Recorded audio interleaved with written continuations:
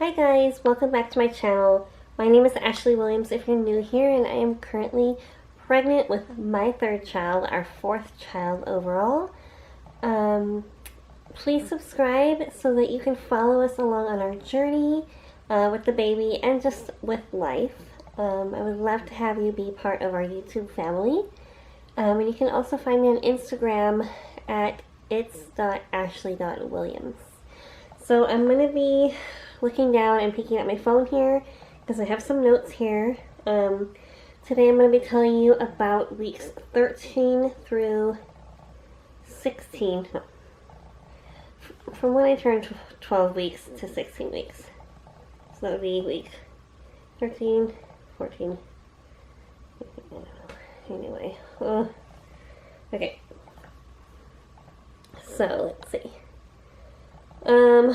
Week 13, I was majorly craving fruit, like fresh, cold fruit with tahini, especially like late at night. That was my go-to snack.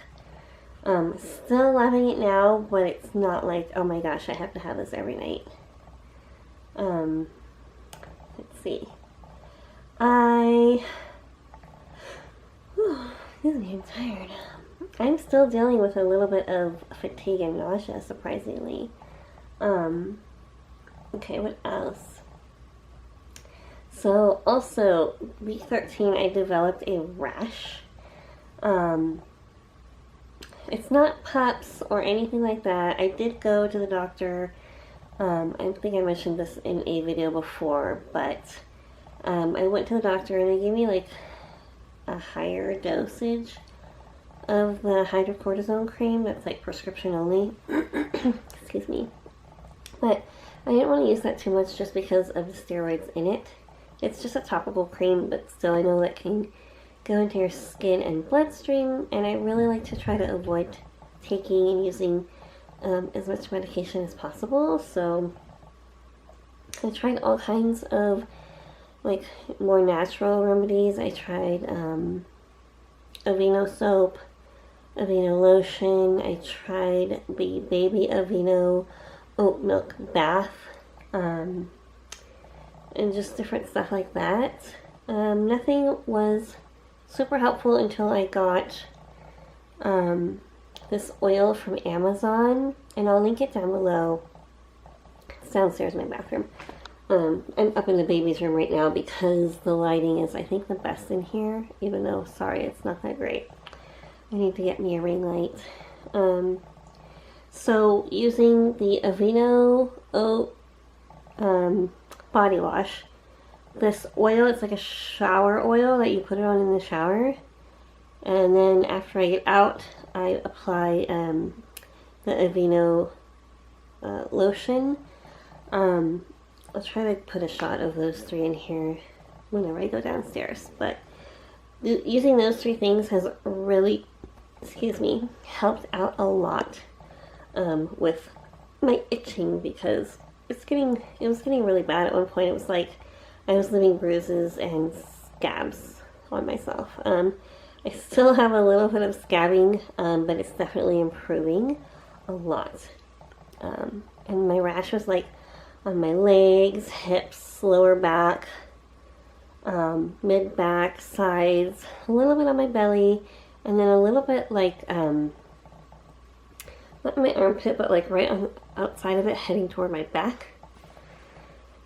Pretty random and weird and really annoying. So I was able to stop using, any creams that they prescribed me. That stuff's really helped. So if you're going through anything like that, pregnant or not, I recommend using those products. And I'll link them below. Let's see.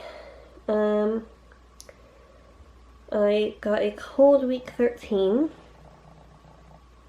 So it was super stuffy with that. I was peeing more often. Definitely my nausea and fatigue definitely started to taper off once I started the second trimester, thankfully. I still do struggle with it. I have days where I don't feel good or I don't feel like eating anything. Everything sounds gross. I still have days where I'm super tired and I don't want to do anything.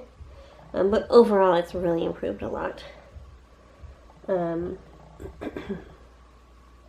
So with having less nausea, I have been overall able to eat better and eat a little bit more. Let's see.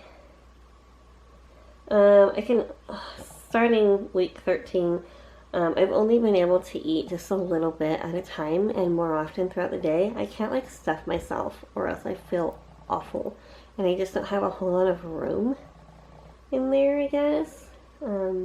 Or it just isn't, it's processing slower, so it's like, if I try to eat too much, it just doesn't go down. It just, I feel like it's sitting right here. So I get full really fast too, but then I'm hungry like right after. I put here, week 13, I was a big crybaby. And I started having a little bit of round ligament pains too. Uh-oh, where'd it go? Sorry, I lost it. There we go. Oh, and I also, like week 13, 14, noticed some gum swelling. Nothing major, but I can definitely tell a difference. And it also bleeds a little bit more when I'm brushing and flossing. Let's see. Week 15, I had a awful flare-up. If you don't follow me, if you're new, I have fibromyalgia and some kind of unnamed autoimmune disease. I take a lupus medication because of the symptoms that I have, but they haven't officially called it anything. So I had a flare-up.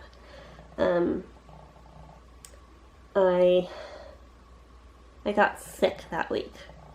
And I'm still getting over it 3 weeks later. Which is why I'm recording this so late too, because I was feeling awful. So I had a flare-up. My back, especially my back and my hips, were super duper painful. Like I couldn't sit up straight or stand up straight because it just hurt so bad. It was really uncomfortable doing anything really.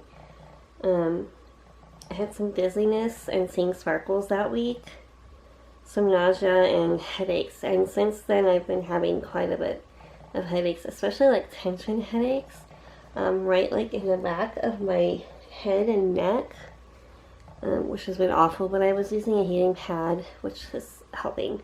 I don't take Tylenol because that doesn't really do anything for me.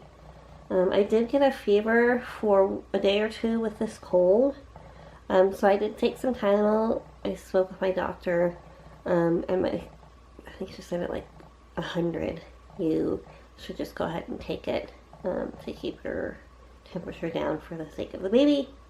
So I did take Tylenol for a little bit just to keep the fever down, and then once the fever was done, I stopped taking it.